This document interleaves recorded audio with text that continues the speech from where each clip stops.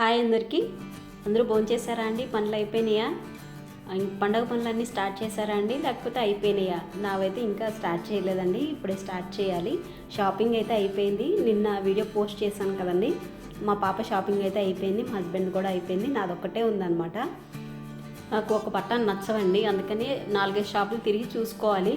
మా హస్బెండ్తో రమ్మంటే అన్ని షాపులు తిరగారనమాట, ఒక దాంట్లోనే తీసుకో అని చెప్తూ ఉంటారు. అందుకని నేను వెళ్ళను, మ్యాక్సిమం ఆన్లైన్లోనే బుక్ చేసుకుంటాను. అందుకని నాది ఇంకా అవ్వలేదు. ఈరోజైతే పెసరపప్పు చారు, ఆనపకాయ కర్రీ చేస్తున్నానండి. అంటే ఫీవర్ వచ్చి తగ్గింది కదండి, కొంచెం ఫ్రీగా డైజెషన్ అయ్యేవి చేస్తున్నాను అనమాట. ఇది చాలా ఈజీగా అయిపోద్దండి పెసరపప్పు చారు. మా ఊర్లో అయితే అలాగే ఇస్తారండి, ఫీవర్ వచ్చి తగ్గిన తర్వాత ఇలాగే పెసరపప్పు చారు కొంచెం ఫ్రీగా డైజెషన్ అయ్యేవి పెడుతూ ఉంటారనమాట. ఇది చాలా సింపుల్గా అయిపోద్దండి. పెసరపప్పు ఉడకబెట్టుకుని పచ్చివాసన పోయేంత వరకు ఉప్పు, కారం, పసుపు వేసుకుని ఉడకబెట్టుకోవాలన్నమాట. తర్వాత పోపు వేసుకోవడం, అంతేనండి. చాలా సింపుల్గా అయిపోతుంది. కాకపోతే చింతపండు ఇష్టం ఉన్న వాళ్ళు వేసుకోవచ్చు. మేమైతే చింతపండు వేయమండి, ఇందులో నిమ్మకాయ వేస్తాం అన్నమాట చల్లారిన తర్వాత. నిమ్మకాయ ఫ్లేవర్ ఇష్టం లేని వాళ్ళు చింతపండు వేసేసుకోవచ్చు. కాకపోతే అది వేరే ఫ్లేవర్ ఉంటుంది, ఇది వేరే ఫ్లేవర్ ఉంటుంది అనమాట. ఫస్ట్ అయితే పెసరపప్పు ఉడకబెట్టుకుని కొంచెం పలచగా చేసుకోవాలండి, కొంచెం చిక్కగా కాదు. ఇదైతే పలచగా ఉంటుంది. కొంచెం పెసరపప్పు వేసుకొని పలచగా చేసుకోవాలి. ఇది నెయ్యితో తాలింపు పెట్టుకుంటే చాలా బాగుంటుందండి. 1 స్పూన్ వేసుకోండి అంతే, ఎక్కువేం వేసుకోక్కర్లేదు. మనం జనరల్గా పోపుకి ఎలా వేసుకుంటాం అలా వేసుకోవడమే, అంతే. నేనైతే అంత కొంచెం వేసానండి. చాలా చిన్న గిన్నె, అందుకే ఇంకా కొంచెమే పట్టిందనమాట. దీంట్లో వెల్లుల్లిపాయలు దంచుకుని వేసుకోండి. అలాగే రెక్కల్లాగా వేసుకోకుండా కొంచెం దంచుకుని వేసుకుంటే ఫ్లేవర్ బాగా వస్తుందన్నమాట. రెగ్యులర్గా మనం ఏం వేసుకుంటాం ఆ పోపులో వేసుకోవచ్చండి. జీలకర్ర, ఆవాలు, మెంతులు, ఎండుమిరపకాయ, కరివేపాకు వేసుకోవాలి. కొంచెం ఇంగువ వేసుకోవాలి. ఇక ఇంగువ వేస్తుంటే చేజారిపోయి కింద పడిపోయి పగిలిపోయిందండి సీసా. మా ఖ్యాతి చిన్నప్పుడు రెగ్యులర్గా చేసేదాన్ని అండి. కొంచెం పెసరపప్పు ఉడకబెట్టేసి అట్లా తాలింపు పెట్టేసేదాన్ని. చాలా ఇష్టంగా తినేదనమాట. ఎలా ఉండేదంటే ప్రసాదంలా ఉండేది దాని అన్నం. నేను కూడా కొంచెం టేస్ట్ చూస్తాను కదండి, ఉప్పు సరిపోయిందా లేదా అని. అప్పుడు ప్రసాదంలాగా ఉండేదన్నమాట, అంత బాగుంటుంది. చిన్నప్పుడు పిల్లలకి ఏం పెట్టమంటారంటే, అంటే మా అమ్మ వాళ్ళు కానీ మా రిలేటివ్స్ కానీ ఓన్లీ చారు లేకపోతే పెరుగు, అంతే. ఆ రెండే వేసి పెట్టమంటారండి. ఇంకా వేరే ఏమీ వేసి పెట్టద్దు, పిల్లలకు అరగదు అని చెప్తారు. నేను అందుకని ఉత్తి చారు, మజ్జిగ అంటే పర్వాలేదులేండి. ఉత్తి చారు అంటే ఏం బలం వస్తుందని నేను కొంచెం అందులో పెసరపప్పు వేసి ఇట్లానే చేసి పలుచగా తాలింపు పెట్టి పెట్టేదాన్ని అనమాట. చాలా బాగుండేది. ఓన్లీ ఇలా వేసేసిన తర్వాత పోపు వేసేయడమే. చాలా సింపులేనండి, ఇది కూడా త్వరగానే అయిపోతుంది.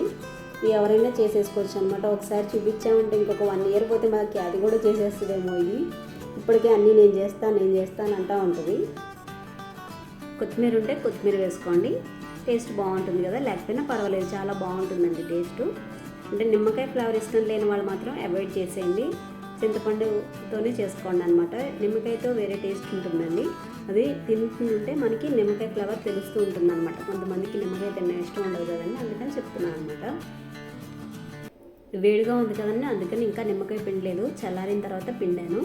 ఇదైతే మా హస్బెండ్కి బాక్స్ రెడీ చేస్తున్నానండి. ఇది కూడా ఫ్యాన్ కింద చల్లారి పెట్టిన తర్వాత నిమ్మకాయ పిండి అప్పుడు పంపించాను అనమాట. ఫస్ట్ అయితే మర్చిపోయాను, తర్వాత ఏదో మర్చిపోయానని గుర్తొచ్చి నిమ్మకాయ పిండి పంపించాను అనమాట. మీ ఇడ్లీకి బాగుంటుందో లేదని ట్రై చేశానండి, చాలా బాగుందన్నమాట. ఈరోజైతే కారపొడి, పల్లి చట్నీ, ఇలాగా పప్పుచారు చేశాను కదండి, పెసరపప్పుచారు, అది తిన్నాను. చాలా బాగుంది. కాకపోతే టేస్ట్ బాగుంటుందో లేదా అని కొంచెమే వేసుకున్నాను అనమాట. అంటే మళ్ళీ వేస్ట్ అయిపోతుంది కదా, అందుకని. అన్నంలోకి అయితే బాగుంటుందండి, ఇడ్లీకి కూడా బాగుంది, చాలా బాగుందన్నమాట. ఇదే నేను కూడా ఫస్ట్ టైం అండి ట్రై చేయడం, మీకు చూపించాలని నేను కూడా ట్రై చేశాను. ఇంకా నిన్న హాలిడే ఉందండి, సాటర్డే హాలిడే అనమాట ఖ్యాతికి. నేను కూర్చుని ఎడిటింగ్ చేసుకుంటూ ఉంటే ఏంటో వేస్తుంది అని చూస్తూ ఉన్నాను అనమాట. ఇందుకు కళ్ళజోడు వేస్తుందండి. ఇది ఎక్కడ చూసావమ్మా, ఎక్కడ నేర్చుకున్నావు అంటే చూపిస్తుంది, చూడండి. ఇది ఇలా కనిపిస్తుంది, ఇలా కనిపిస్తుంది.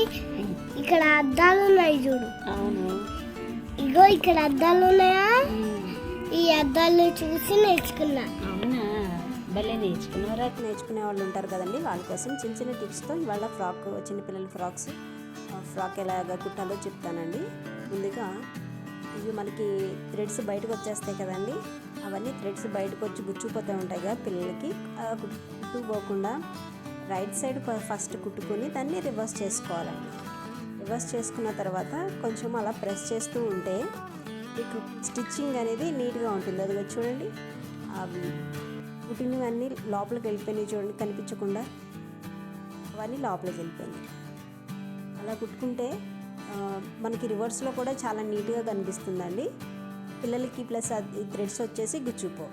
ఇంకొకటి ఏంటంటే కుచ్చులు వేయడానికి కొంచెం ఇబ్బంది పడతాం కదా, దానికోసం ఏం చేయాలంటే నెంబర్ ఉంటుంది కదండి, నెంబర్ కొంచెం పెద్దగా పెట్టేసుకొని అలా స్టిచ్ చేసుకోవాలి. చేసుకున్న తర్వాత దాన్ని కొంచెం కొంచెంగా తీసుకుంటూ దగ్గరగా అనుకోవాలి క్లాత్ అనేది. అదిగోండి కుచ్చులలాగా వచ్చేసినాయి కదా, ఇవి చాలా ఈజీగా వచ్చేస్తాయండి. ఇక 5 మినిట్స్లో అయిపోతుంది. మనకి స్టిచ్చింగ్ చేయడం కూడా చాలా సింపుల్గా అయిపోతుంది, ఎక్కువ కష్టపడకుండా అయిపోతుంది అనమాట.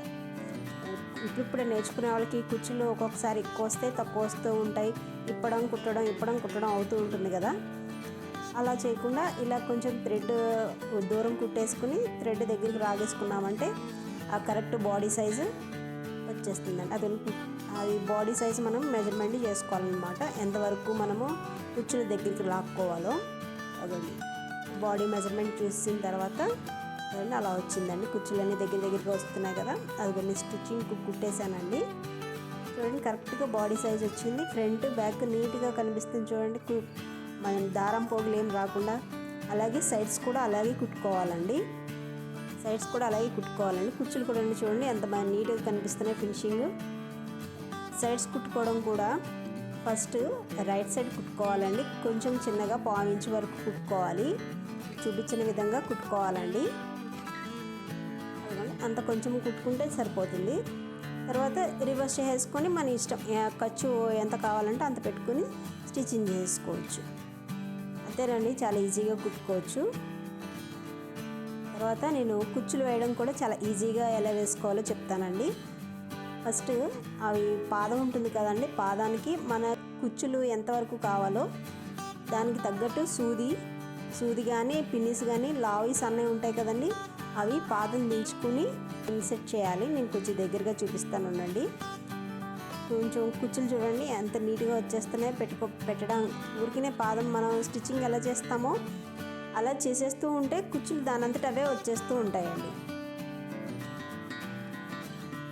చూడండి అదిగోండి ఎంత ఈజీగా వచ్చేస్తున్నాయో, నేనేం కుచ్చులు పెట్టట్లేదు, దానంతట అవే వచ్చేస్తున్నాయి. అదిగోండి కుచ్చులు చాలా సింపుల్గా ఈజీగా, టైం కూడా చాలా సేవ్ అవుతుందండి. ఇప్పుడు నేర్చుకునే వాళ్ళు ఉంటారు కదండి, వాళ్ళకి కొంచెం కుచ్చులు వేయడం కొంచెం కష్టంగా ఉంటుంది కదా, అదిగోండి ఈజీగా వచ్చేసింది, చాలా ఈజీగా. ఇదిగోండి చూపిస్తున్నాను చూడండి, పాదం ఉంటుంది కదా, పాదము కొంచెం కిందకి ప్రెస్ చేసి మనకి కుచ్చులు ఎంత వెడల్పు కావాలో దాన్ని బట్టి పిన్నిస్ కానీ సూది కానీ అడ్జస్ట్ చేసుకొని దాంట్లో ఇన్సర్ట్ చేసేయాలి. అంతేనండి, చాలా ఈజీగా అయిపోతుంది. చూసారు కదా, అవి నేను 2 సైడ్స్ కూడా కుట్టేసుకుంటున్నాను. ఫైనల్గా ఇలా ఉందండి. అంటే నేను మొత్తం అంతా ఈ స్టిచ్చింగ్ ఎందుకు చూపించట్లేదంటే బిగినర్స్ అంటే ఆల్రెడీ కొంచెం వచ్చే ఉంటుంది కాబట్టి నేను ఇంకా మొత్తం అంతా కుట్టడం అంతా ఏం చూపించలేదు. ఫైనల్గా అయితే ఇలా ఉంది. మీకు పైపింగ్ వేయడం వస్తుంది, డోరీలు వేయడం వస్తుంది, స్టిచ్చింగ్ కుట్టడం అంతా వస్తుంది కదా. పైన బాడీ కూడా ఫస్ట్ రైట్ సైడ్ కుట్టుకుని రివర్స్ చేసుకోండి. డోరీ వేయడం వచ్చు కదండి, డోరీ బటన్ కోసమని నేను పైన క్లాత్ ఉంది కదండి దాంట్లో ఉన్న బుటీనే తీసి కుట్టేసుకున్నాను. ఈ డోరీలు కూడా వచ్చు కదండి, రాకపోతే ఒకసారి చెప్పేస్తాను. ఈ వేస్ట్ క్లాత్తోనే చేశానండి. రౌండ్గా కట్ చేసుకుని క్లాత్ అంతా రివర్స్ చేసి ఆ డోరీకి రివర్స్లో స్టిచ్ చేయడమేనండి. అంతేనండి, అదిగోండి స్టిచ్చింగ్ కనిపిస్తుంది కదా, అంతేనండి, చాలా ఈజీగా అయిపోతుంది. నాకైతే ఈ డోరీలు చాలా బాగా నచ్చినాయండి. ఈ కుచ్చులేమో షోల్డర్కి వేసానండి, చాలా క్యూట్గా ఉందన్నమాట. 1 to 100 రాయమన్నానండి. 1 to 100 రాయమంటే 1 నుంచి 10 వరకు రాసి, అది కూడా 10 రివర్స్లో రాసింది, 100 రాసేసింది. చూడండి ఎంత తెలివితేటలో. ఆ తెలివితేటలు ఎవరికన్నా ఉంటాయో మా చిట్టి తల్లి తప్ప కదా, ఎవరికి ఉండవు. బంగెత్తెల్లి A to Z రాయమంటే A to Z బాగానే రాసేసింది. 1 to 100 రాయమంటే మాత్రం ఇలా రాసింది, 1 నుంచి 100 వరకు ఇట్లా రాసింది. ఫ్లిప్కార్ట్లో సేల్ నడుస్తుంది కదండి, ఇది బెడ్షీట్ తీసుకొచ్చాను. అంటే చుట్టూరు ఎలాస్టిక్ ఉండే బెడ్షీట్ వస్తుంది కదండి ఇప్పుడు, అది చాలా తక్కువ కాస్ట్లో వస్తుంది. కాకపోతే కాటన్ కాదు, సిల్క్ మిక్స్ ఉంటుంది కదండి, cotton mix, silk cotton mix ఉంటుంది కదా, ఆ క్లాత్ అనమాట. దళసరిగా చాలా బాగుంది, ఇలా ఎలాస్టిక్ ఉందండి. ఇది 269 పడింది, చాలా బాగుందండి. ఎవరికైనా కావాలంటే తీసుకోండి. సమ్మర్లో యూజ్ చేయలేమండి, విపరీతంగా వేడొస్తుంది అనమాట. అంత దసరగా ఉంది, సిల్క్ బాగా ఎక్కువ మిక్స్ ఉందండి. కానీ క్వాలిటీ పర్వాలేదు, దసరగా బాగుంది. మిగతా సీజన్లో వేసుకోవచ్చు. డిజైన్ కూడా చాలా బాగుందండి. ఇంతకుముందు చూపించాను కదండి డ్రెస్ స్టిచ్చింగ్ చేసింది, అదేమో మా చిన్నాన్నగారి మనవరాలకండి ఫస్ట్ బర్త్డేకి అని స్టిచ్చింగ్ చేశానండి. యాక్చువల్గా మీకు కూడా వెళ్ళాలి ఉంది, కానీ టికెట్స్ లేవండి, అందుకే వెళ్ళట్లేదు అనమాట. ఈరోజేమో చపాతీ చేయలేదండి, వర్క్ బాగా ఎక్కువగా ఉందని అన్నమే వండేసాను అనమాట. Thank you subscribers. First subscriber పేరు రాయండి. ఇదేనండి వాళ్ళకి వీడియో. ఉంటానండి. Take care and bye bye.